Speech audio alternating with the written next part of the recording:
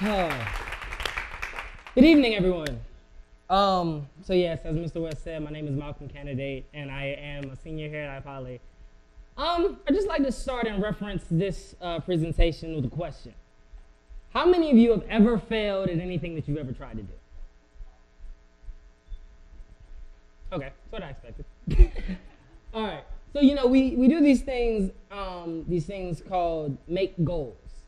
And we try to have these goals that we make, and we oftentimes set these achievements ahead of ourselves as milestones of things that we want to accomplish going forward in life.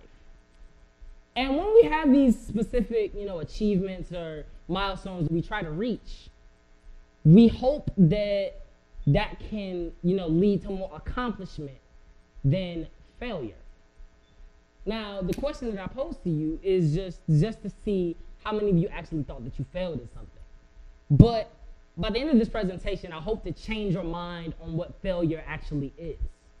Because typically we see failure as such a bad thing, as a stigma of being synonymous with the lesser, of something that we should frown upon at all times, that we should not, be proud of failures. But without failure, how will you know how to get better? Can I get the next slide for me? So I'll start with a quote by one of my favorite people on the planet and probably the greatest basketball player to ever live, Michael Jordan. I've missed more than 3,000 shots, lost over 900 games. 26 times I've been trusted to take the game-winning shot, and I missed. I failed over and over and over again in my life, and that is why I succeed. This quote really inspired me because, I think Michael Jordan, and the first thing that comes to my mind is, oh, the man has 6 rings, he has multiple MVP awards, and you have to wonder yourself, how can this great basketball player be so used to failing? And then, I brought that to my own self, and I had to ask the question, how can I be okay with failure? Can I get the next slide, please? So then I had to ask myself, why is failure so frowned upon? Because of these 3 things. One is because it's synonymous with the lesser. We tend to think that if you fail, that you're not up to par, that you're just not that type of person that I'm going to seek out to do these next things, to do these great things that, we see all these other great people do, because we only see great people succeed. Then we have an obsession with being the best. We always have to be the top marker. We have to be the number one, because if we're not the number one, then we look at ourselves as being bad, and others see us as, if we see, my dad has a saying, it's like, if you're not number 1, 2 is not a winner, and 3, nobody remembers. And, I to myself, that was kind of my motivator for a while, but then I understood that, you have to experience, you cannot be number 1 all the time. And then you have this expectation of perfection, that it just wonders to yourself that you're just like, everything that you have to do at every point in time in your life, any achievement that you want to get it as best as you, and it has to be, 100% go the way that you want and how it planned out in your mind. But then you wonder to yourself, how can that happen? Next slide, please. So then I asked myself, what is failure? Typically, failure we associate with, like I said before, not being on top. So if I'll use the example of running a marathon. If your goal was to run a marathon and be in first, and you come in second, you still completed the goal of running a marathon. So your goal was accomplished. But the aspiration that you had to be number 1, that was a mistake. That was not a failure, because you did not fail to complete the marathon. So we look at ourselves as, failing at these things, but then we just mistake mistakes for failures, when the mistakes that we make are stepping stones that we should be using to move us to the next level, and they should be guiding points to get us to that next level, to reach the success that we so greatly desire. And so, I just look at, like I referenced earlier in the, we have media people, and there was a commercial that I saw that kind of inspired me. I wish I could show it tonight, but for technical difficulties, I'm just going to, just give you the gist of it. it was basically saying, what is the key to victory? Then you have Michael Jordan go roll on the screen, and he says, not making your high school varsity team. Then you have Serena Williams, greatest female tennis player ever. She comes out and says, being on the wrong side of the greatest upset in your sport.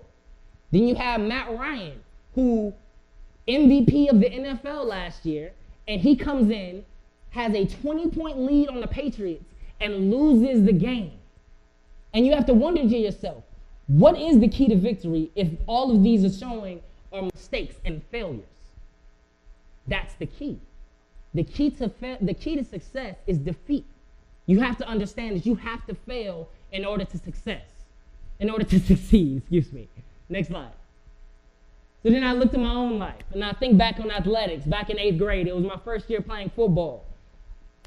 I'd never played football in my life. The coaches bring me in. They asked me to play quarterback, running back, wide receiver, middle linebacker. I had no prior knowledge of these positions in playing them on the field. I had just witnessed them.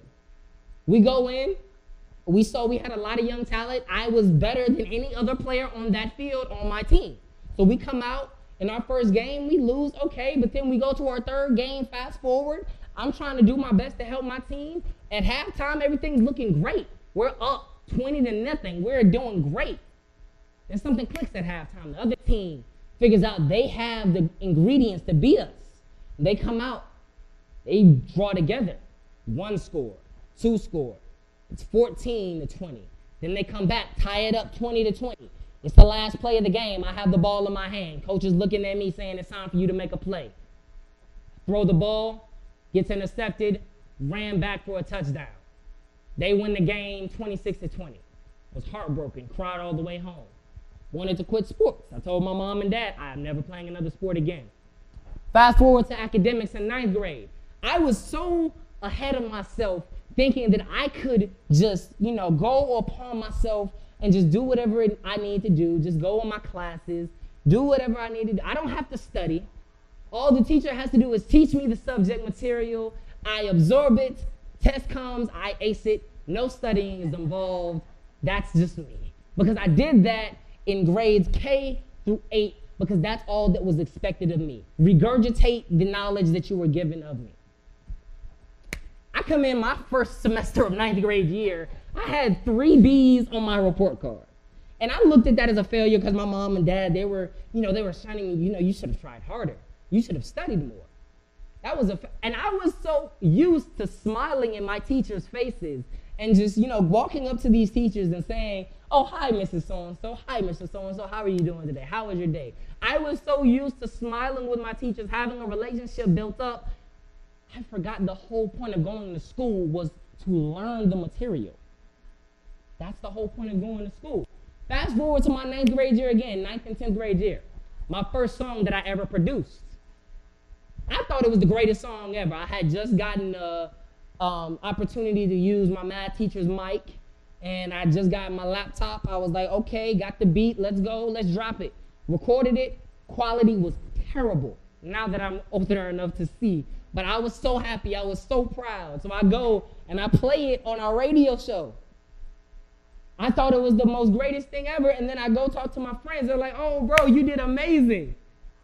2 weeks later, my friend comes up to me, laughing his behind off. I'm like, bro, what's up? He shows me a screenshot of a Twitter page of SoCal Confessions.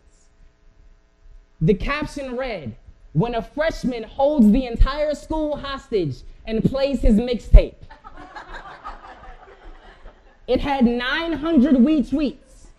We don't have 900 kids at our school. I was devastated. I didn't know what to do. I was just like, how am I supposed to recover from that? So I could have given up on everything that I loved right then.